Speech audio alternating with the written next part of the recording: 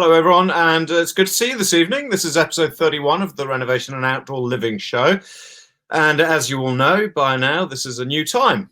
And the reason why is because, well, we thought we'd try something a bit different this week. Everyone's back at work now, of course, and we thought we'd change from our normal format to try a couple of specials, which we're calling Live with Refresh. And we're doing these today and on Thursday, as I explained when I saw you on Friday.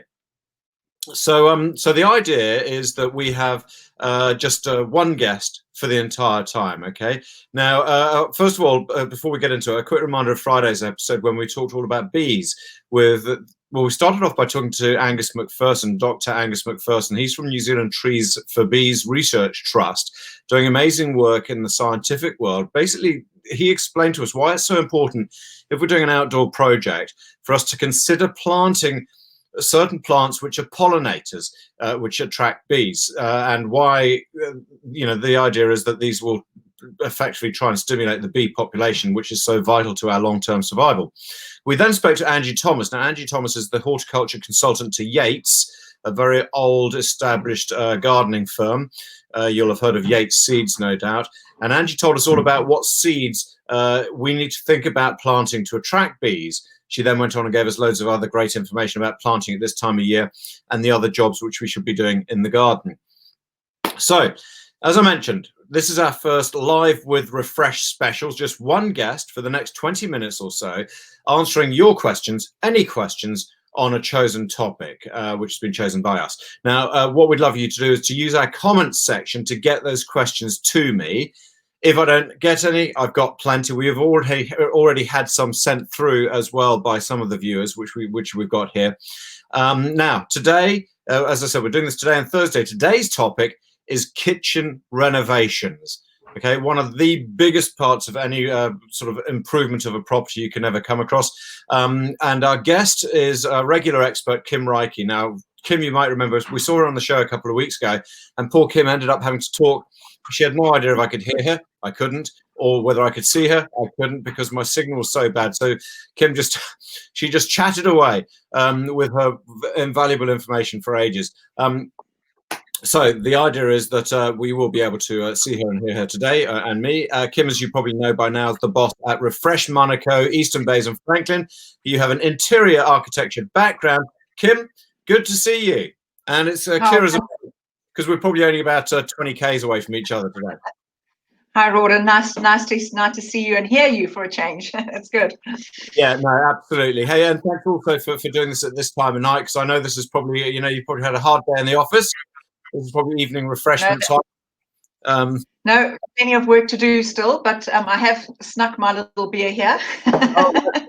I hope everybody else has got one in their hand. Corona for that one. Hey, so Kim, we're going to be talking all about kitchens, and as I say, I've got some questions here from some of the viewers plus my own.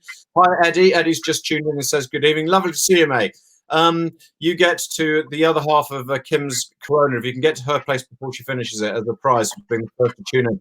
But Kim, when it comes to the project you're asked to do, how much do you like it when someone says, "Okay, we're doing the kitchen"? Do you love it, or do you sort of take a deep intake of breath and think, "Okay, this is going to be cool," but this is always a biggie? How do you first think about that?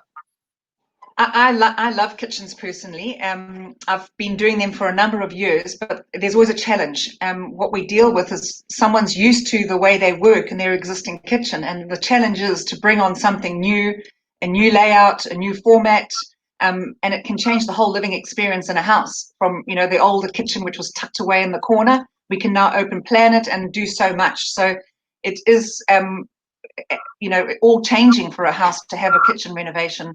If done correctly, it really is quite a challenge, and I love it. Yeah, it's interesting. You've immediately the chances are, if you're doing a kitchen renovation, you're talking about potentially restructuring or reformatting the interior in order to actually change the way we use kitchens.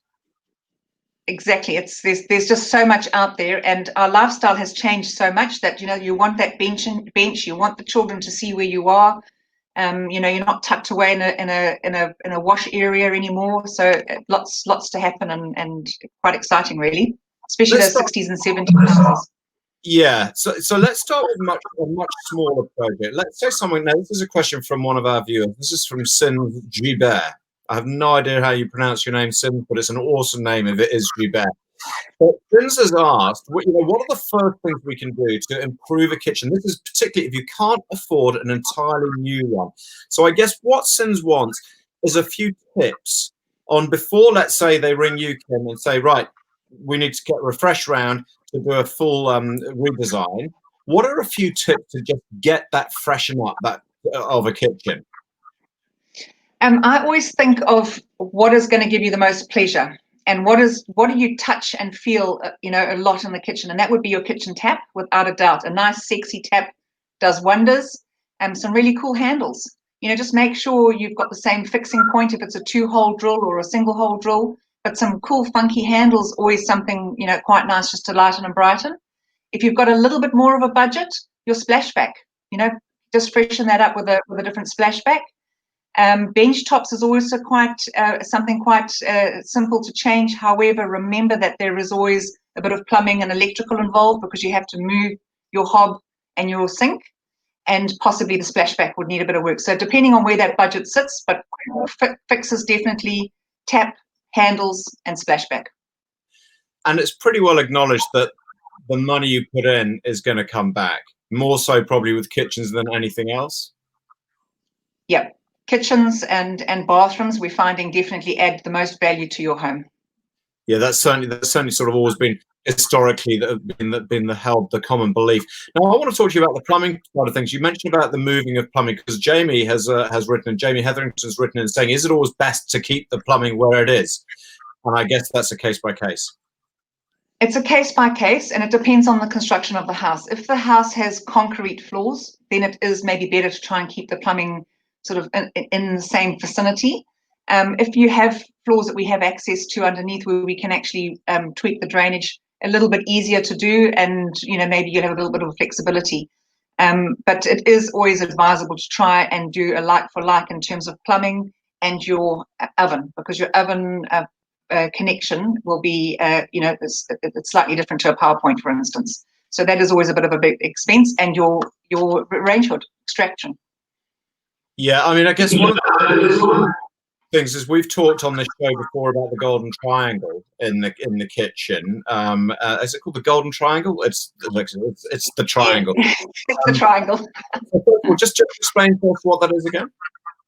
So that's basically the triangle between the sink, the fridge, and your cooking space. So your fridge would be your storage or your pantry, possibly, the cooking area, and then your washing area.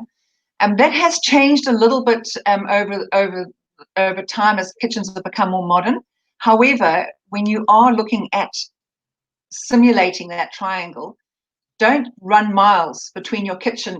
By the time you really want to have 1 or 2 paces between each one of those points. If you start going to 3 or 4 paces, 5 paces, you're doing a lot of mileage in that kitchen just to cook one meal, and it does become a little bit tricky. So try and cluster that, not right on top of each other, because you will need space with your hob, either side of your hob and things like that. But try and have them in a decent working space, so that you aren't walking miles between each point.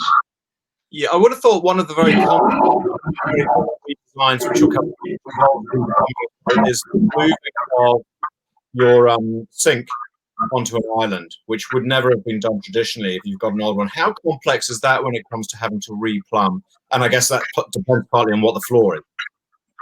Yeah. So remember, with the sink, we have to get the water there, and then we have to get the waste away. So getting the water there would have to come under the floor, and getting the waste away, obviously, under the floor again. So depending on that, whether it's a concrete slab and we have to do some chasing, or whether we can get access under there, would really determine that. On a concrete floor, it does add costs. It's not doable, because you do have the fall of the bench top to help push that waste away. It's a little bit different to a toilet, for instance. So you do have that fall. So that push will give you that extra little bit of momentum in the pipe, but you do have to chase the floor if it's a concrete floor. Yeah, chase being what the yeah. So, by the way, if you've just joined us, please give us your questions. We're talking to Kim Reike from Refresh, and she's giving us all sorts of wonderful information about kitchens. Anything you want to know about kitchen renovations, and we're starting by talking about the low end of how to improve a kitchen without having to spend too much money, without major restructuring and that sort of thing. Jane has a question, which and we've talked about really good advice. Well, just get a sexy tap, get some sexy knobs or whatever. Jane, I think her question to us was about, hi Kim, do I have to sand my kitchen doors before painting? They have a sort of fake wood formica on them, because a lot of people will use this as an inexpensive way of lifting the kitchen as well, won't they? Yeah.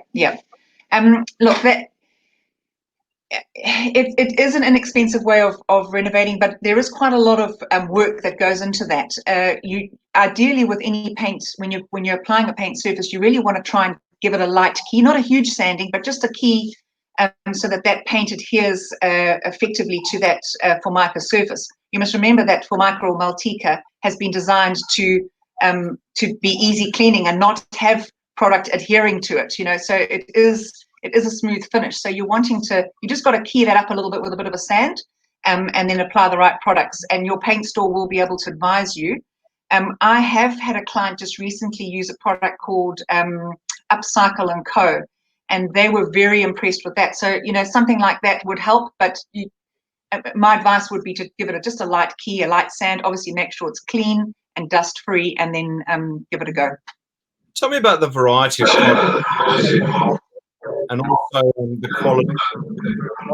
That, I don't know, something like Formica, there must be so many different qualities of product, and again, how wise are you to try and put your budget as much as you can to get the real top quality?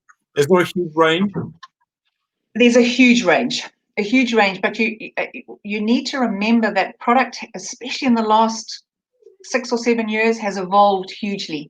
We've really got fantastic formicas, Malticas, laminates. There's just incredible product there, and the technology has become so good that we really can offer anything. I mean, you can, for instance, have a stone bench top in your main kitchen area, but in a scullery or laundry, you could have a formica matching product, and it would be very, very hard to tell without giving it a tap and seeing, sounding it.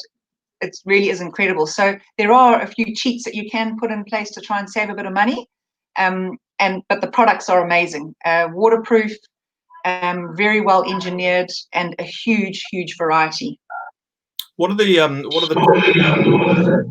to try and avoid when you're which people have been using, which steer away from because of their longevity isn't great, or they're just too expensive compared to some of the better alternatives? I would say the biggest. Sorry, I missed out a few points there, but just what I'm assuming you're saying is, I would think about where your sink is going to be and the water that's going to be in that area.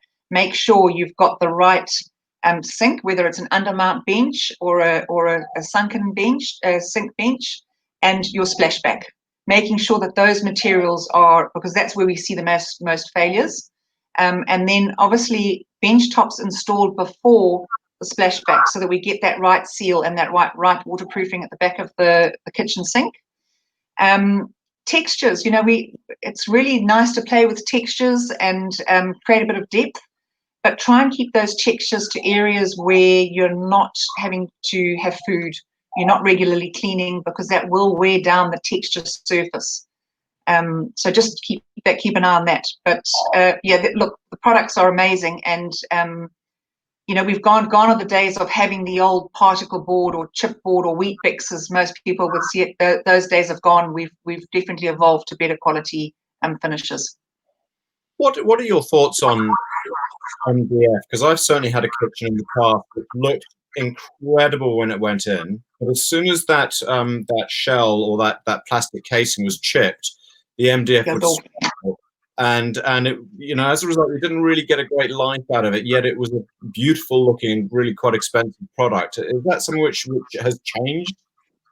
The technology has definitely got a lot better with that. The better companies that are offering that product have a really good warranty, and they'll stand by that warranty. The more cheaper, it's like anything, you're going to pay for what you get. The cheaper sort of wraps, as we call it, they may be problematic, but it's got to fit the budget. You have to cut your cloth accordingly.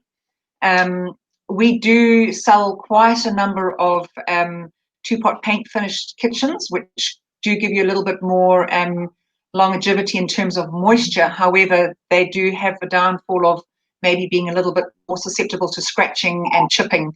So you have to be a little bit more careful with the way you are with your jewelry and your nails and things like that. Yeah. Damn it! It was almost the perfect solution. Hey, I want to bring in a question here from Gareth, who's written in. He's jumped to the other end of a renovation. And now, funnily enough, this question is about consenting. And on Thursday, we're going to be doing a bit of our next Refresh Live is going to be on consenting. But it's a really relevant question for now if people are thinking about a kitchen renovation.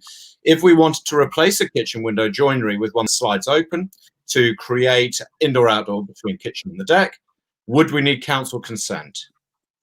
So I presume by council consent, I'm talking about resource consent? No, you wouldn't need resource consent. Council consent, depending on if you're making a bigger opening, if you're using that same lintel, and you're going to use an LBP. This is quite an important question, and I hope Jim covers it. Is this new regulation? As long as you've got your deck or whatever your exterior surface is, the right compliance is there between the step down or the gap between the base of the window and the deck. You will need an LBP to install it, and I would recommend on your home get an LBP to sign it off. But it would depend on whether you can use that lintel. If you're needing to get a bigger opening, you're going to need a bigger lintel. Then it would trigger a consent. Okay, that's brilliant. Sorry, there's a weird feeling going on. I'm not quite sure why, but it's probably just technically we're always destined to have something going on. So yeah, we'll put Gareth's question to Jim for a longer explanation on Thursday. So you mentioned Jim. We're talking about Jim Gleeson, who's one of the other Refresh experts who we're talking to about consents on Thursday at 6:30. Quick question in from Sins: where do you get farmhouse sinks from? Are they antique? Are they an antique find or an actual option? Are people doing knockoffs, cheap, good knockoffs? Yeah, so there are a number of suppliers available that do those sinks. If I can send her a list of them, it just depends on the price point. They vary in price. So I'm assuming that's the white butler's sink that she's after, which sort of half hangs out. There's a number of suppliers that do that, and they are available. Just be mindful of how your kitchen bench runs up to that sink, because that sink doesn't sit on top. The bench top will actually slide into it.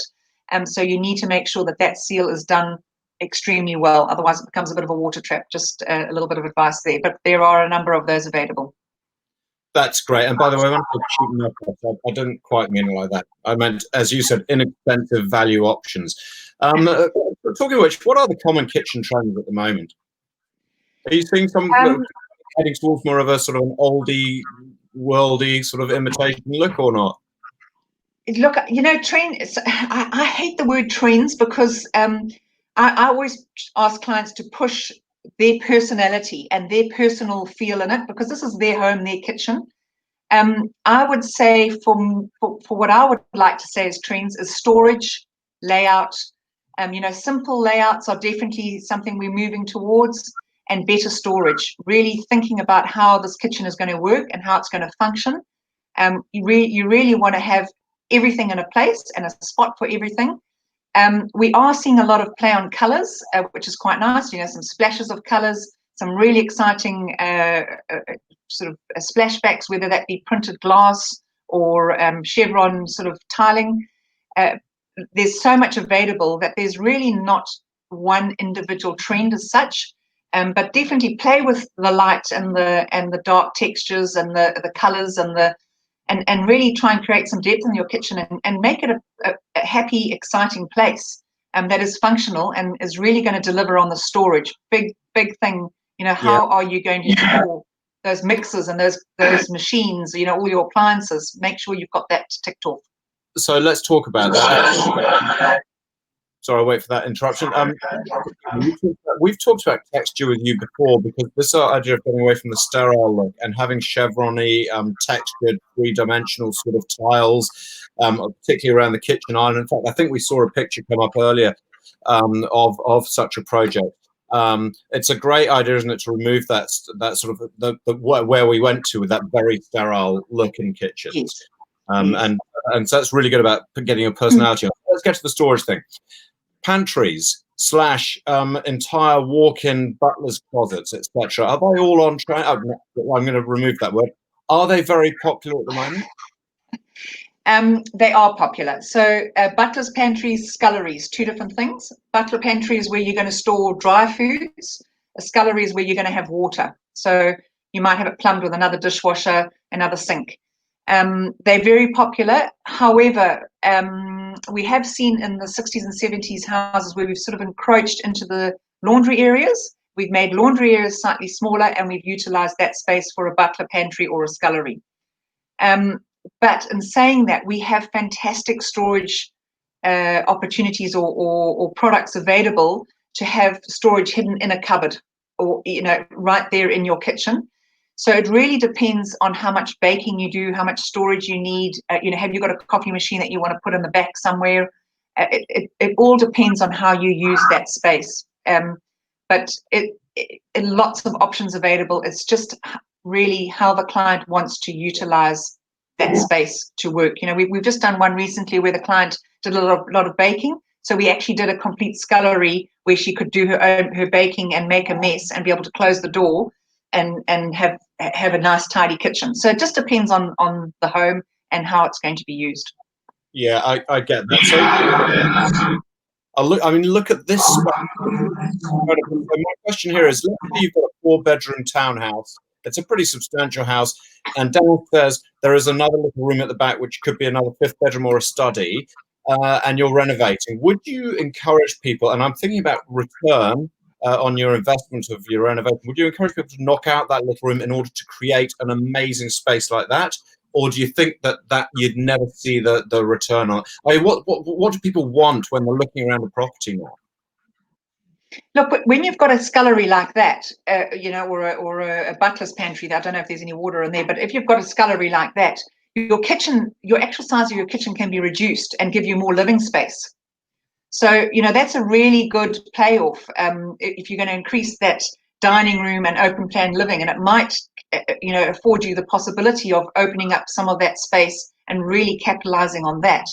That is a fantastic pantry because you can see everything. You walk in there and straight away you can see what you're wanting. So it all depends on how that kitchen and that service area fits within the rest of the build. That's amazing. It makes you think, actually, anyone who comes in, anyone who likes cooking or tidiness is going to be wowed by that, and it probably will add the value back onto the property. Talking of appliances, Eddie has asked, should you build a kitchen around the appliances you want in the finish, or design a kitchen on the appliances to suit, i.e. the size, the color match? What's the best way around the design? Okay, so if you are a foodie, we're doing a kitchen at the moment for a gentleman who is an exceptionally good cook, and for him the gas burner has been very, very important. And you will find appliances that deliver better on some areas than others. And I really think if you are a foodie and you want the best service out of your appliance or the best delivery out of your appliance, build your kitchen around the appliance. If you are not a big cook, foodie person, and really an oven is an oven and a hob is a hob, then maybe look to see if it can match. But there is a color and a finish in every brand and every type of appliance at the moment. It's incredible what's out there. Even gas, for instance, we can have gas on glass now, which is amazing. 3 years ago, who would have thought? But that is it.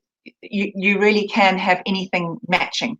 So I think just understand what you're wanting in terms of the delivery of the appliance and then work from there. Yeah. Kim, we've had a lot of questions asking how long these things take, whether you have to move out of the kitchen while you're having the renovation done. And this is actually working with what you were just saying. And I wonder if this all comes down to that one ingredient, and that is exceptionally good planning, making sure you're sitting down at the beginning and you're thinking through all these things before you even start. Well, once you've got a plan of any build, whether it's a bathroom, kitchen, or a large build, once you've got it on paper, and you understand the deliverables and the process, the decision can be made. Do you move out? Do you have, do we set up a portable kitchen somewhere else in the house? We had a client that at lockdown, 2 days before lockdown, we thought, oh, we better start getting her a portable kitchen set up. And we jimmied up a portable kitchen in her empty kitchen while we were waiting for the cabinetry to arrive. So, there's lots of options. You just need to discuss that with your renovation consultant and understand what the build is. But you can only really do that once you've got something on paper. Because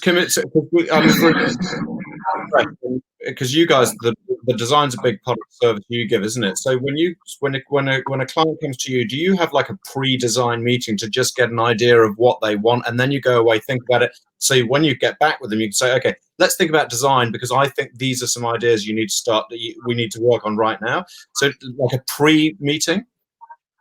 Yeah, so we do two options. We either have a Zoom meeting where we just try and align ourselves with the client and see that we're a good fit for what the client's wanting. And then we go out to the client and we have a look. We have a look in their cupboards, in their pantry. We want to understand what they're wanting to store, how they work, how many items or appliances they might have.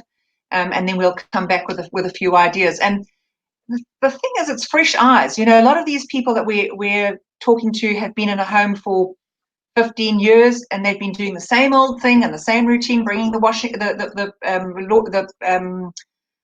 shopping in and what have you. It's fresh eyes. We're going to look at it and say, hey, you've got a beautiful garden out there, and the way your kitchen is at the moment, you're never seeing that beautiful garden. Let's swing this around or flip it on its head, or move it to the other side of the living space. We'll come up with those ideas. And maybe just put a little bit of change and simplicity, maybe, or mix it up a bit. But there's so many things available and so many options. And the thing to remember is that these consultants are seeing different product, new designs, new technology every single day, because that is what we do. So really ask them to come up with the ideas and come up with some solutions, and you'll be very surprised at what we can deliver. And I imagine that I imagine the reality is that you also unforeseen problems. What? Just give me an example of one or two of the most commonplace unforeseen problems which you roll your eyes at because you've seen it before and maybe. Yeah. So we did a one that comes to mind. We did a project about 18 months ago down. It was a farm down at the bottom of the Bombays, and it was right in the middle of a very dry season. And we walked in, and the lady just said, I don't know what to do. I've got so many rodents in here, and they've eaten from the bottom of her house, and they'd attacked all the piping. And honestly, she had the plumber in to bandage up this bit and replace this bit. But as soon as she did it, and there was water in those pipes, those rats were there for the water. So what we had to do with it was a huge problem for this poor lady.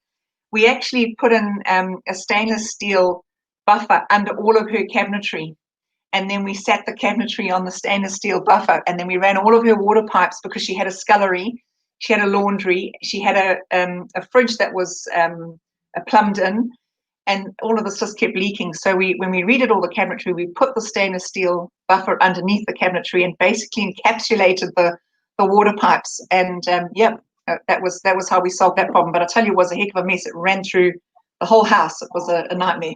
Poor lady. Yeah, poor thing. So just out of interest, right, a couple of very quick questions. Average length of, and I know it's an impossible question, but average length of a kitchen renovation? Yep. Look, 2 weeks. It depends on how much stopping and painting, and if we can get the bench top pre-ordered, because the bench top normally gets templated once the kitchen cabinetry in. So it just depends on the layout. But I would say a minimum of 2 weeks. And then if you're waiting for bench tops, it'll be another 10 days after that, because plumbing has to be, your sink gets installed after the bench top, and so does your hob. Yeah, okay, that's good. Adapt to life around a renovation. Average cost, what sort of money?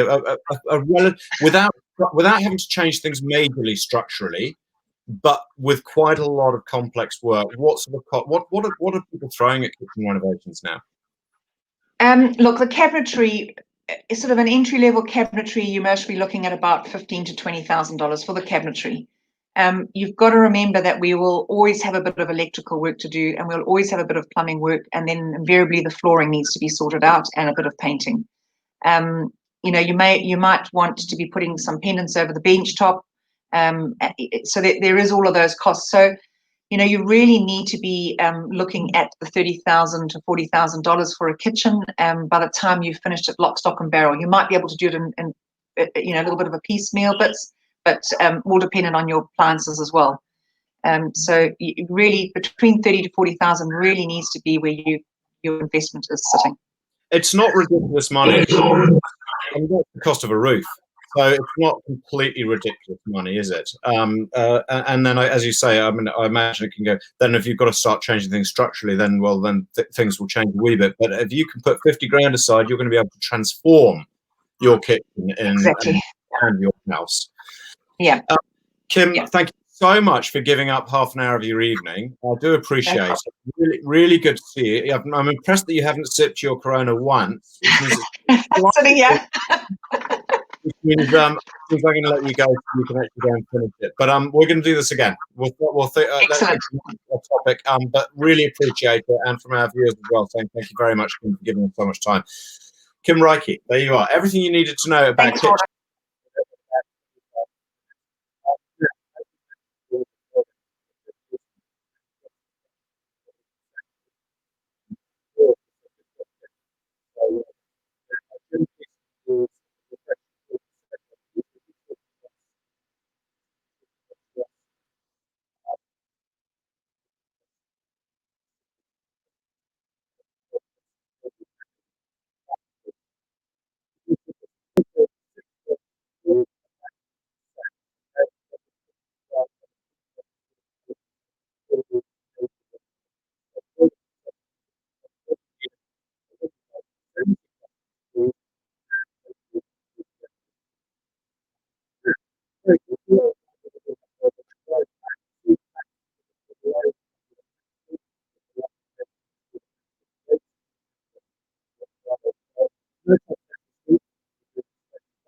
Next week, I'll look forward to hopefully seeing you 6:30 on Thursday when we've got Jim in the studio. Until then, have a great couple of days. Bye-bye.